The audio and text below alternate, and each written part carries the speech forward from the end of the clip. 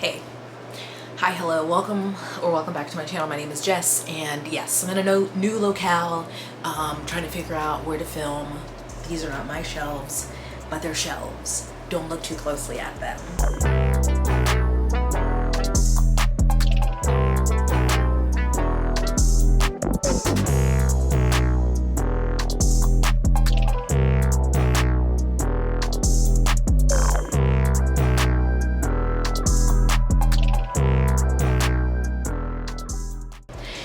But I'm here to yap to you a bit. Not a yap cast, but about the book community.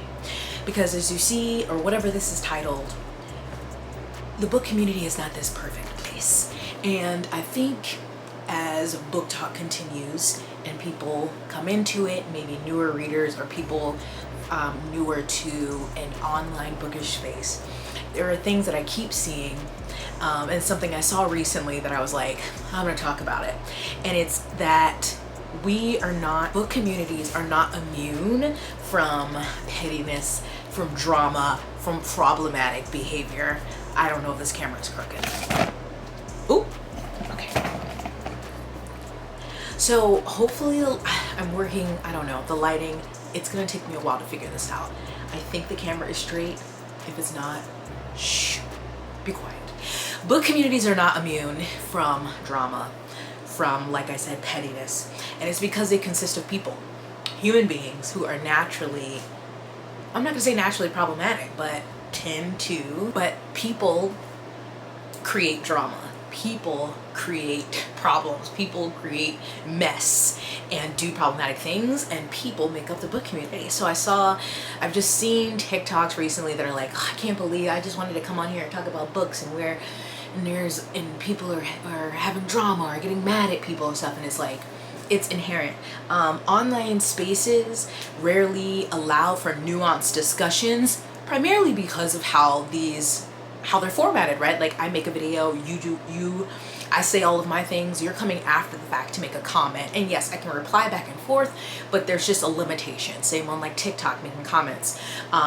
It allows for like some amount of discussion, but not as much as if we were sitting face to face. Even like a live discussion, I'm obviously being able to see comments or questions in real time, but still there's a barrier, right?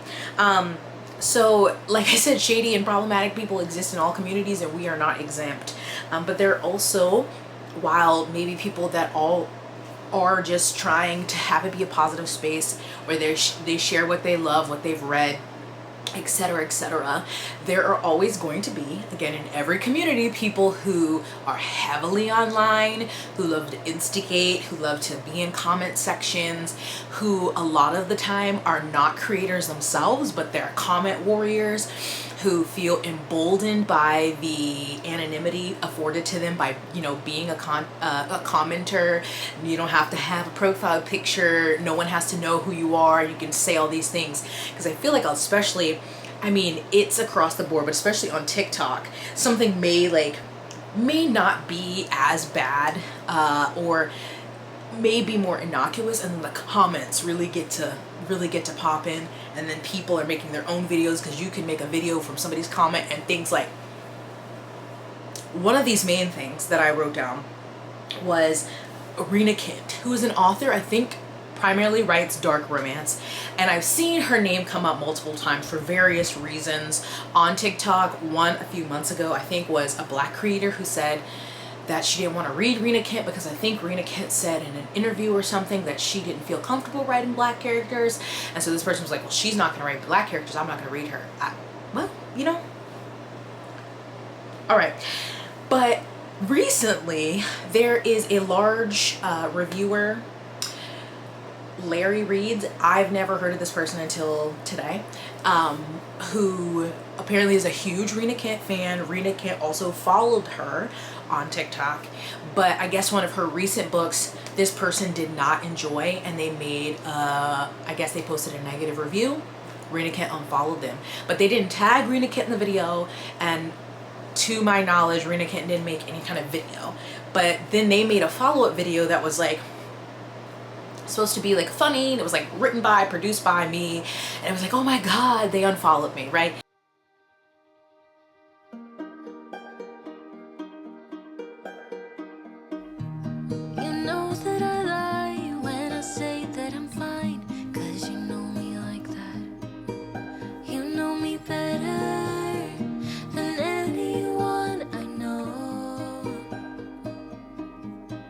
And so people, I guess, who follow her regularly know that's like her kind of humor, that she was just joking about it. But some people, a lot of people are like, oh my god, this is crazy, Reena Kent is so messed up for unfollowing this person, and or this person made a big deal. Like, I feel like when I heard about this thing, I was like, oh, I haven't heard about this, let me go investigate. And I was thinking it was going to be something more serious, like the person posted the negative review, tagged the author. I was going to be like, oh, that wasn't it.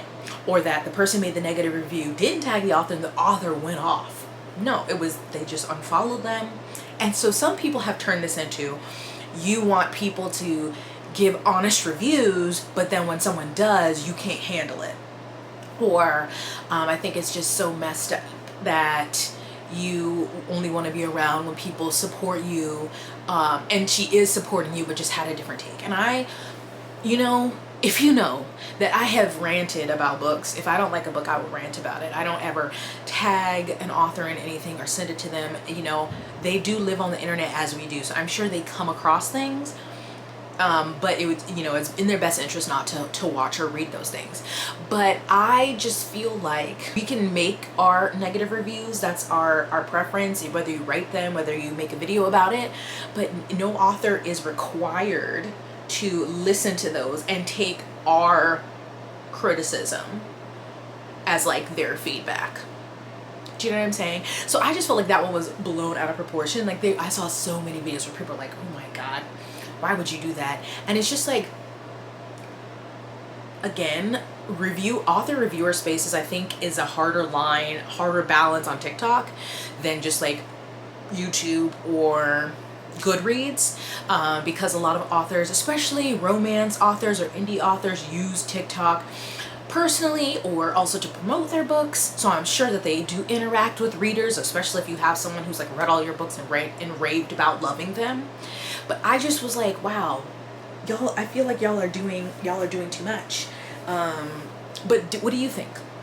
Maybe I feel like I'm in the minority. Also, back to this, I just wanted to come online and talk about books and it be a happy space. There was some other mess about somebody reading a book and they were like, I don't think that she actually read this book. Would you be surprised if I told you that? Some people do review books that they have not read. Yeah, believe it or not. Some people either have not read them or heavily skimmed them. And I am one to tell you quickly if I DNF something or got to 80%, skim the end of it or whatever, because I love a DNF. Okay, did not finish, I will do that on page 1, honey.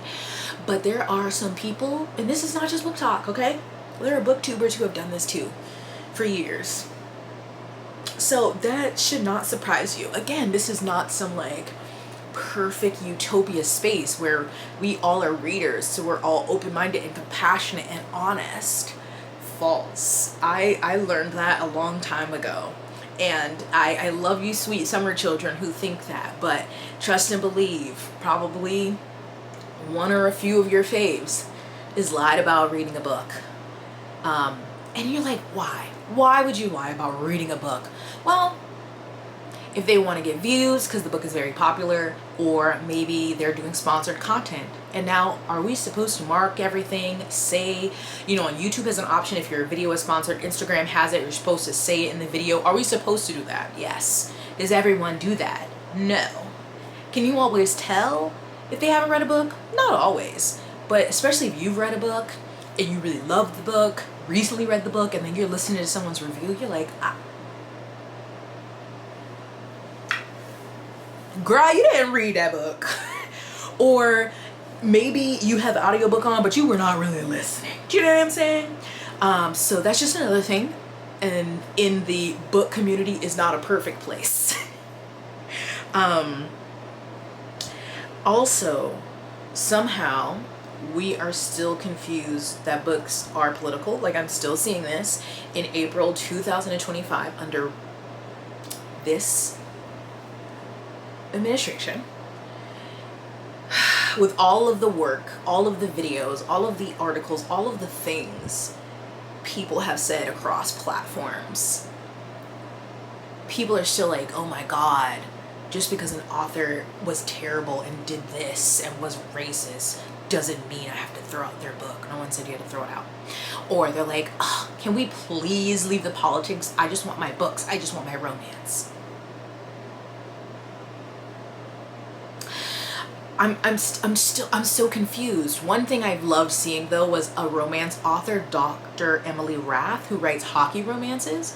I don't know if they all are, but I know some of them are queer hockey romances, and I've been seeing a lot of her videos replying to comments because she's made her stance on this administration and like on certain things very clear, and people are like, oh, well, I voted for Trump, but I still love your books. Or like, why can't I also love your books and like be a part of your fandom? And she's like, this is not a safe space for you.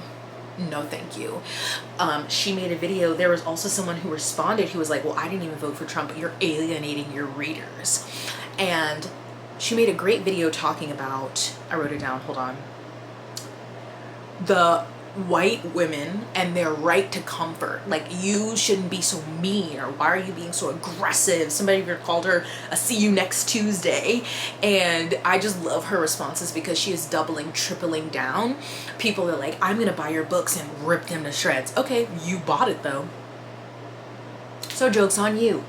I just am like, to be a human on this planet is political, and then depending on the type of human you are, where you come from, you just add all these other, like, it just becomes more, you know, political. But like, I'm just so tired of people like, please leave the politics out of this. I just want to enjoy my romance. And again, some of her, if not all, I haven't read any of them, I should put her on my list, are queer hockey romances. She even had someone comment that you shouldn't write queer hockey romances because hockey is a Republican sport. And then she gave some history on hockey, and I was like, okay, Dr. Emily, I might have to pick up one of your books. But I really need us to get it together, and I know that they won't, even though every day, every week, they are threatening a new ban, a new way to get more books off of the shelves, defunding libraries. This is happening every single day, and people are still like, please leave politics out of my books. It's funny that you say that when you're currently reading the newest book in the Hunger Games series. Is that not political? And some of these people probably love male romances, and that is not, I'm not going to get into that in this video, but anyway, it's just wild how so many people think, because like, they're like, well, the world should cater to my needs. I don't want you yelling at me. I want you to tell me that I did nothing wrong, even though I voted against the rights of so many people. I should still be able to be here and be in your fandom space and feel comfortable. And Dr. Emily said, no, bitch. And I was like, okay, girl. I see you, girl. Lastly, I wanted to briefly talk about something that I and many other people on TikTok thought was a April Fool's joke. And it appears not to be. It was still up. Today's April 7th, 8th?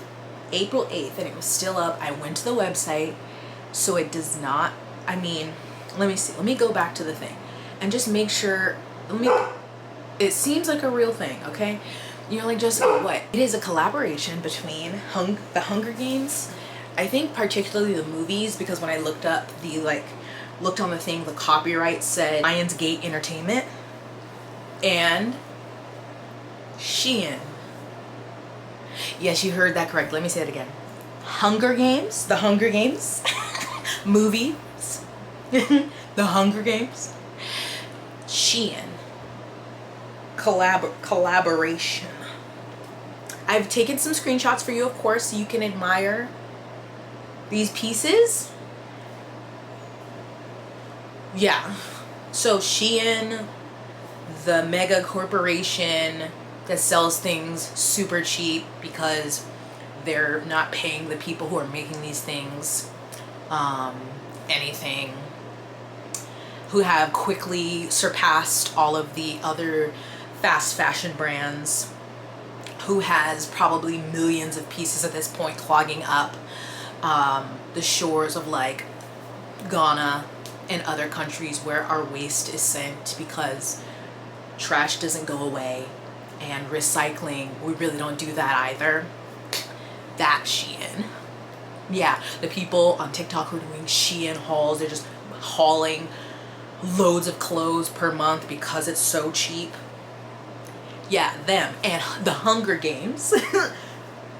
Granted, I don't know. Suzanne Collins is luckily one of those people who does not talk a lot, so we don't really know a lot of her thoughts or opinions. But again, with the copyright, I'm thinking this is Lionsgate or whoever has that copyright for the movies did this, not her, but I don't know.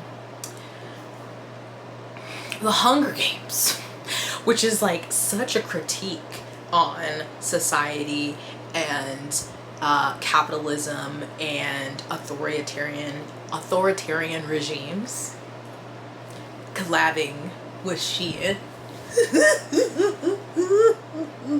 Like this statement, the person whose TikTok's video I got this from, this was the Shein statement. The collection includes bold apparel and accessories for both women and men, including elements inspired by the iconic franchise, from capital chic to district daring. These extraordinary pieces let fans rebel against the ordinary. Fans can expect vibrant designs, symbolic imagery, and artwork inspired by the world of the Hunger Games, celebrating the themes of survival, resilience, and revolution. The Hunger Games and Shein collection brings fans a fresh way to showcase their love for the series. I want to touch on some things I really, from capital chic to district daring. Let fans rebel against the ordinary. Celebrating the themes of survival, resilience, and a revolution. With a Shein collab, we got a Mockingjay crop top. The world will be watching. Yeah. Oh, I love this District 12 mining t-shirt. Yeah, that looks good. Wear that out to the movies. You know what I'm saying? What else? Oh, you could get a phone case. They got a bag with Capital or the Mockingjay on fire. I mean, I don't know about you. I'm not buying this. That is... Every day I say, surely it cannot get any worse. Incorrect. Yes, it can. Yes, it will. So, granted, again, I think that's more from the movie franchise doing that collaboration. However, it is an adaptation from a popular book series. Editing Jessica here. I forgot something.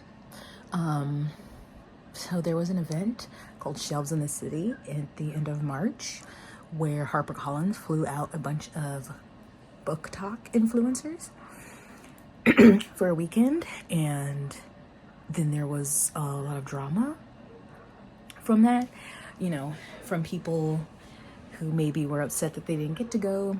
And one of the main things was Lean, who's a creator, who posted on their Instagram stories, which I'll include here, I'll have to read it in a voiceover, about how the people who went were bought by Harper Collins.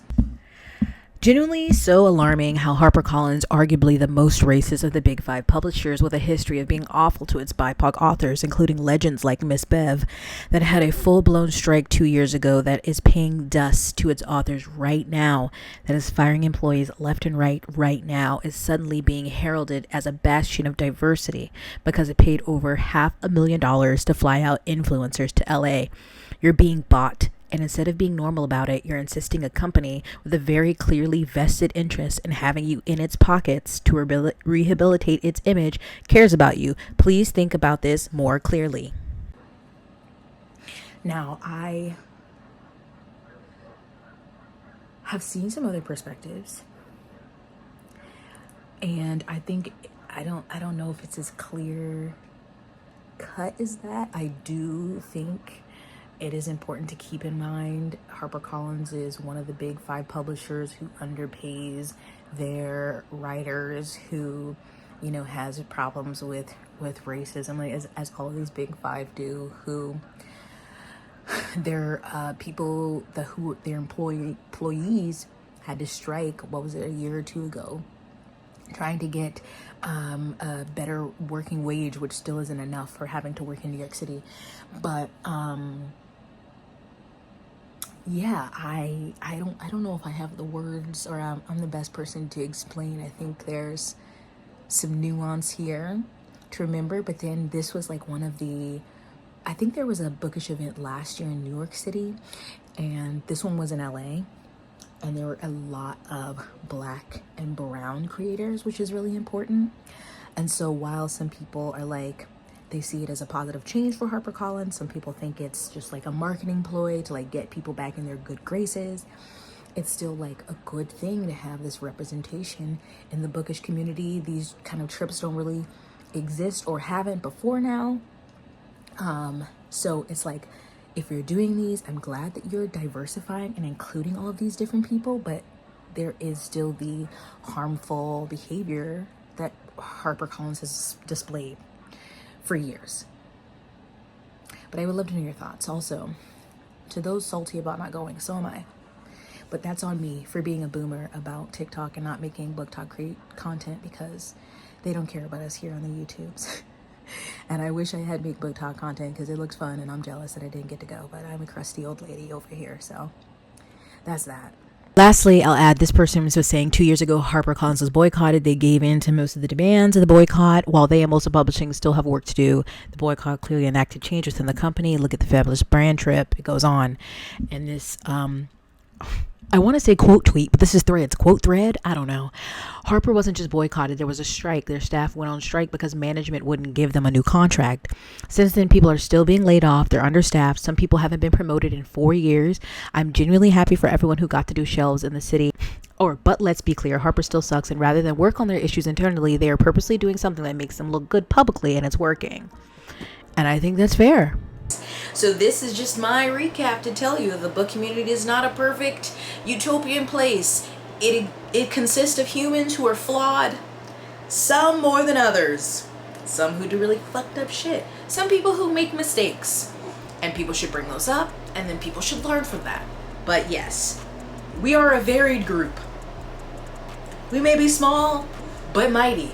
Growing. Is that a great? Yes, I want more people to be reading, but I need people to really like read. Actually read. So, that was it. I'm trying to get back to normal C as much as possible. Still a struggle. I miss my baby every day. I'm trying. Hope you enjoyed the video. Hope to see you soon. I hope to do some more sprints on my channel. Stay blessed, hydrated, moisturized, and sunscreen. I'll see you in my next one. Bye.